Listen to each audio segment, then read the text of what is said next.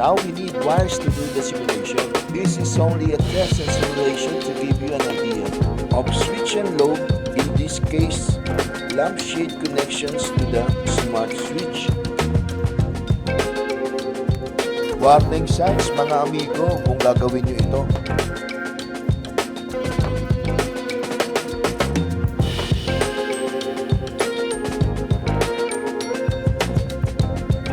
Based sa drawing na makikita natin sa ilalim, ang unang terminal ay ang linya na papunta sa ilaw o load.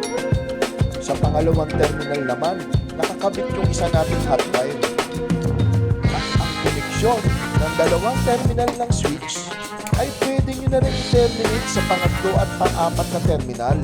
Siya nga pala, tayo ngayon ay gagamit ng lampshade na may LED na ilaw. Ito kasi ang karaniwang ginagamit natin ngayon.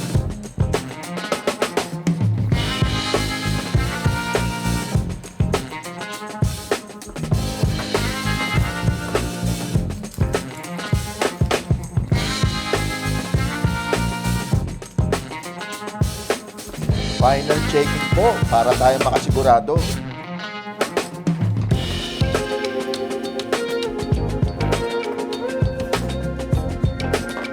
Testing muna natin ang switch na nakalagay sa unit.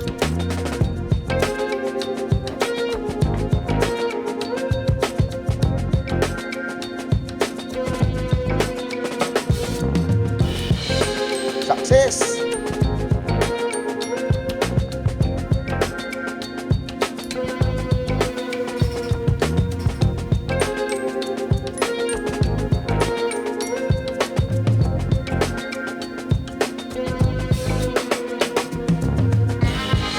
Subukan natin ang mechanical switch.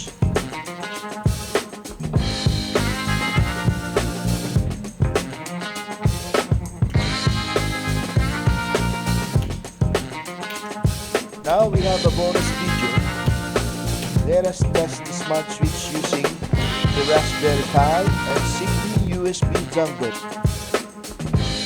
For those of you interested to know how to set up the SONOFF